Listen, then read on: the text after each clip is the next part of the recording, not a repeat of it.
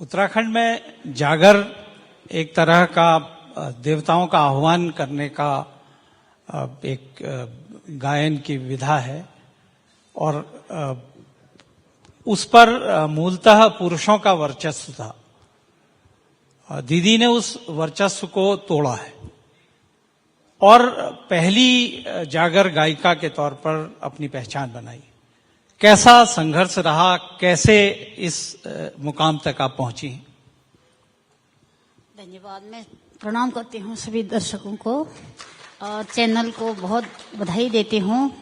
और बहुत अच्छा बोलना नहीं आता है तो बहुत मैं अपने आप को भाग्यशाली समझती हूँ उन करोड़ों महिलाओं में, क्योंकि हमारे यहाँ ऐसी परंपराएं रही कि महिला को जागर तो बड़ी चीज है, गीत गाने से भी रोका जाता था।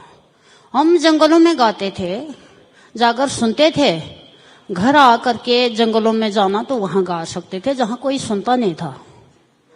मेरी माँ गाती थी, हम जागर सुन के आए तो माँ रात को गाती थी और गाथा भी होती है। जागर ऐसी विधा है कि ये हमारा जो सनातन धर्म है उससे जोड़ के रखा है हमारे पूर्वजों ने, जागरों के द्वारा शास्त्र को, आध्यात्म को।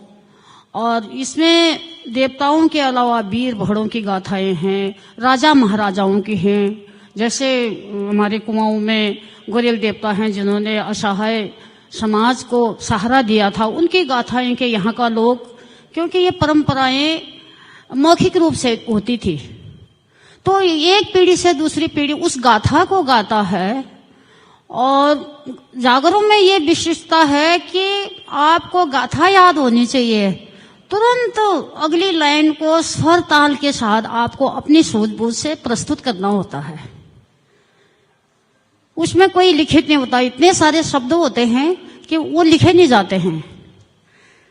दूसरा, जागरों के अलावा हमारे यहाँ प्रकृति प्रेम के गीत हैं। जितनी चिड़ियां हैं उन चिड़ियाओं के नाम हमारे गीतों में हैं, मृगों के नाम हमारे गीतों में हैं। दूसरा, हमारा ये जो हमारे तीज त्योहार होते हैं, जैसे हमारे भिटोली का त्योहार होता है, फिर नवरात्रों का होता है, जितने भी हमारे रीति रिवाज हैं हमारे गीतों में विराजमान है वो। दूसरा, कृषि के जो हमारे गीत होते हैं, हमारे यहाँ उड़की बोल बोलते हैं उससे। जैसे बहुत सारी बहुएं थक जाते हैं, सावन के महीने में कोई हाथ नहीं डाल सकता, इतना घास हो जाता है, तो हमारे सास ससुर करते थे, उड़कियां लगा देते थे कि बहुएं तो गोड़ गोड़ के बहुत रोप लगा लगा के थक गई हैं, तो उड़किया को बुलाते थे।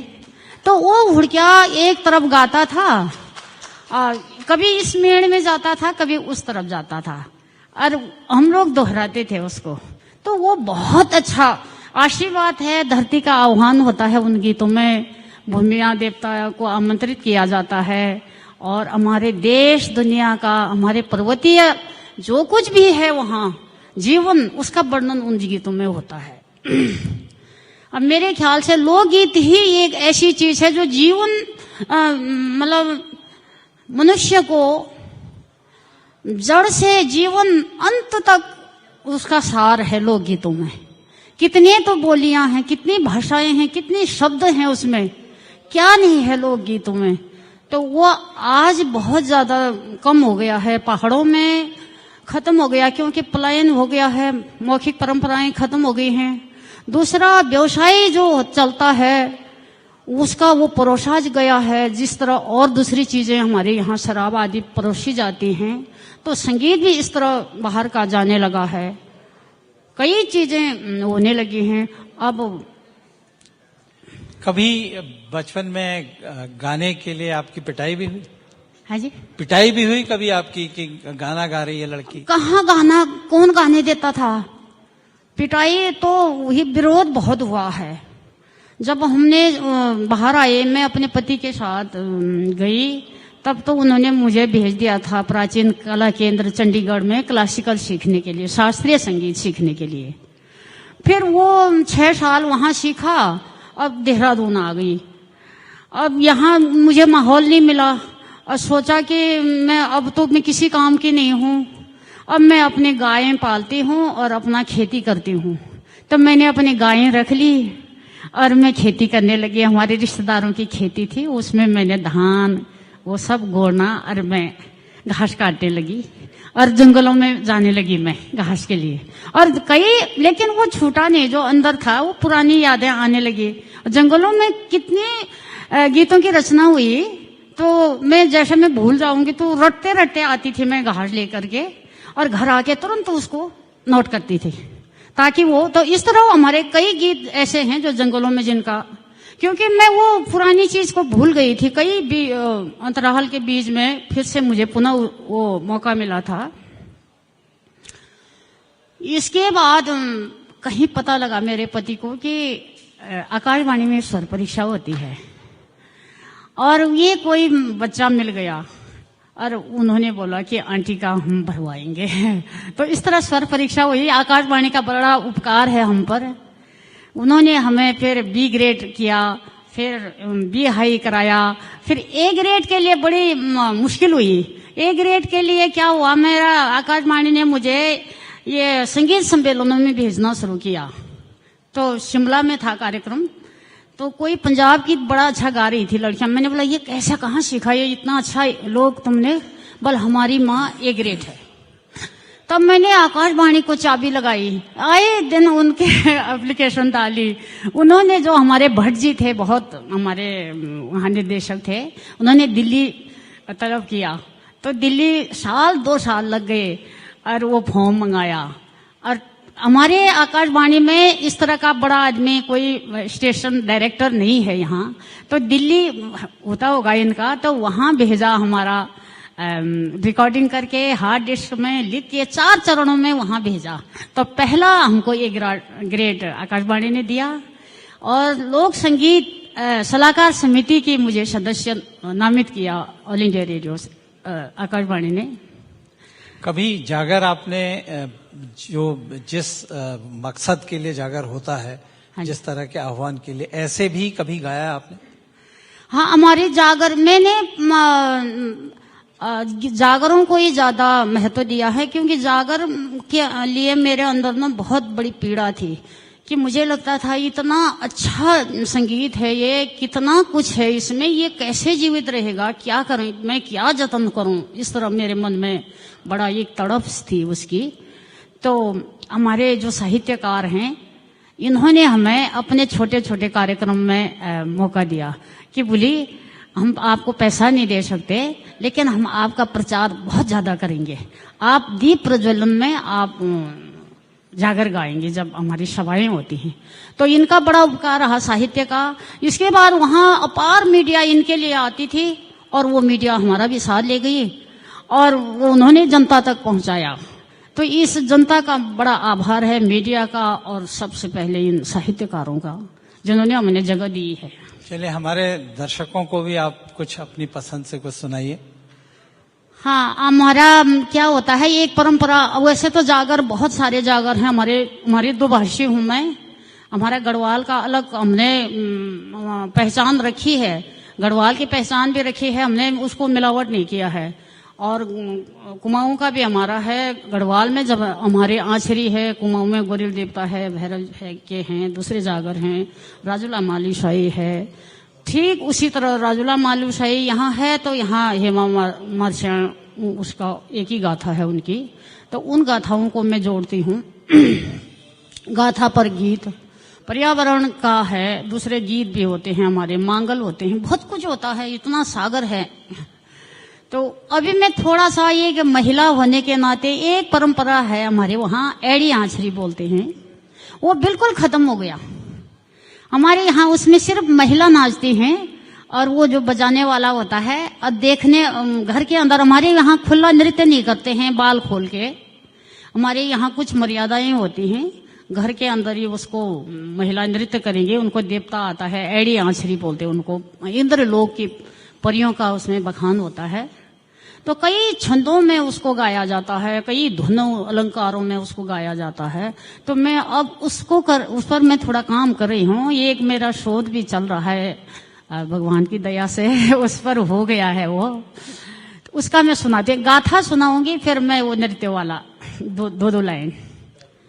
तो कृष्ण की गाथा का आता है, उसमें वर्णन आता है, नागों का आता है, पद्मा नागिनी का आता है, और ये सब का वर्णन आता है अलग अलग। मथुरा जाल माल्यो कृष्णा जिलखाना भीतर रहा,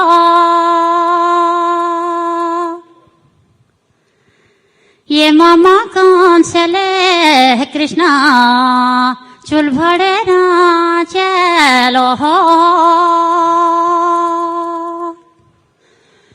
बालपन मगा रया तुम गोकुल बैराठ,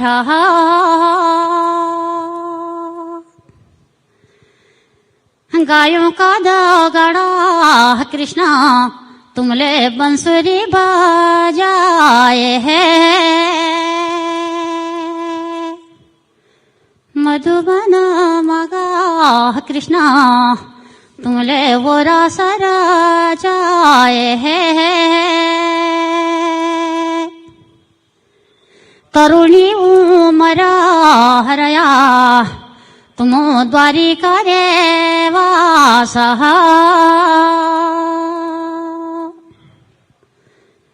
ये रानी रोकमा संगे तुम द्वारिका रे वास,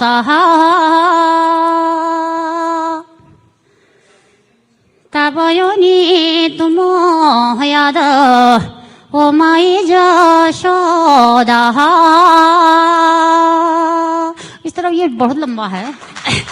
तो वो जब नृत्य करते हैं वो, तो उस समय का थोड़ा, ये तो रास हुई। आप 10 बजे से 3 बजे तक अनेक छंदों में वो पूरी रास गाते हैं वो लोग, रास बोलते उस गाथा को। तो जब नृत्य करने का सवेरे 3 बजे देवता अवतरित होते हैं, उस समय का बोलती हूँ थोड़ा। तो हे बचना है गए है ब्रह्मा का जात्र्यो,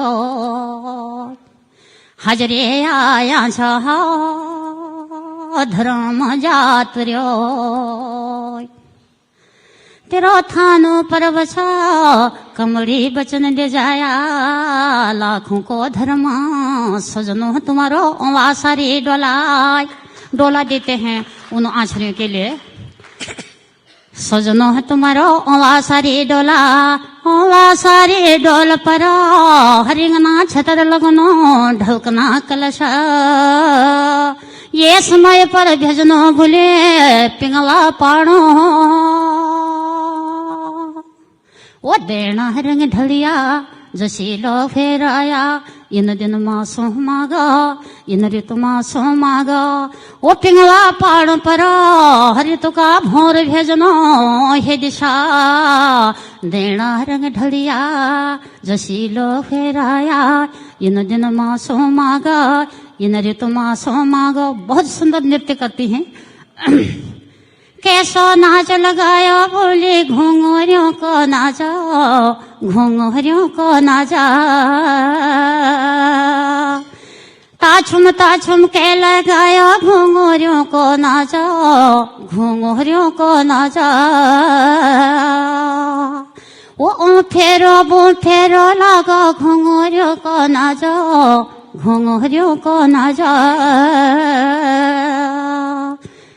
कैसा नाच लगाया बोले पोतलियों को नाचो, पोतलियों को नाचा, ताछुम के लगाया पोतलियों को नाचो, पोतलियों को नाचा। हे ये ईश्वरे समय पिंगला पहाड़ा पेटण पेडिगो औला सारी डोला तुमरो सजिगो औला सारी डोला। कोई बेण्यो मेरी यूंग यूंग देर्यो, कोई बेण्यो रने केसरी भगवान, कोई बेण्यो रने पिंगला पहाड़ो, कोई बेण्यो मेरी इंद्र का आखड़ो, सुफल फे जया इनो घरों मागा। तो पहले वो महिलाओं का था, ये महिलाएं स्वच्छ रहती थी इसमें, क्योंकि उनको नृत्य इसका ये शारदीय और बसंत ऋतु के आगमन पर होता है ये, तो महिलाएं बड़ी खुश होती थी, निरोग्य होती थी। अब उनको ऐसा नृत्य करते करते उनकी कई बीमारियां, उनका मानसिक संतुलन ठीक रहता था। अब हमारे पुरुषों ने तो बोला तुम बाजारी हो गई, तुम ऐसे नाचती हो, इसको बंद करो, इन पर जुर्माना करो। तो हम इसको पुनः मैं कोशिश कर रही हूँ, क्योंकि एक महिला की ये मानसिक और शारीरिक वेदनाओं का ये उपचार है, मुझे ऐसा लगता है। जैसे मैंने पूरा पहाड़ में 96 में मुझे मौका मिला ग्राम प्रधान बनने का, मैं वहाँ चुनाव में, तो उस समय मैंने फिर से जोड़ा इसको। तब मुझे पूरी समझ आ गई थी संगीत के बारे में, पहले तो सुना हो गया, तो इसके बाद इस क्षेत्र में आने से मुझे बारीकियों का समझ आ गई थी, तो उसको जोड़ा है मैंने। तो मुझे ये लगता है इन वेदनाओं का एक उपचार ये अवश्य है और इसको सम्मान मिलना चाहिए, नहीं मिला अभी तक।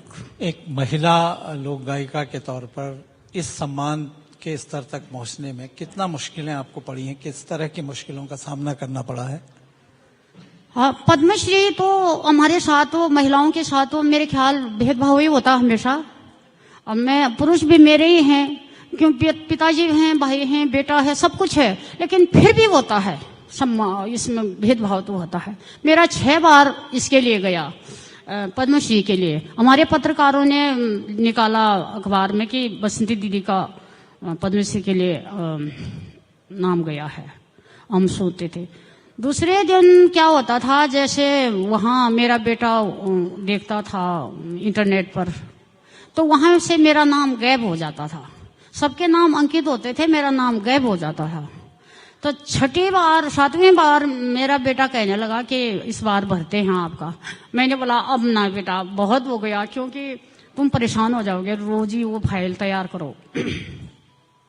बोले इस बार कुछ करना ही नहीं कि आपका तो सिर्फ ऑनलाइन का हो गया, हमारे भारत सरकार ने ऑनलाइन किया है।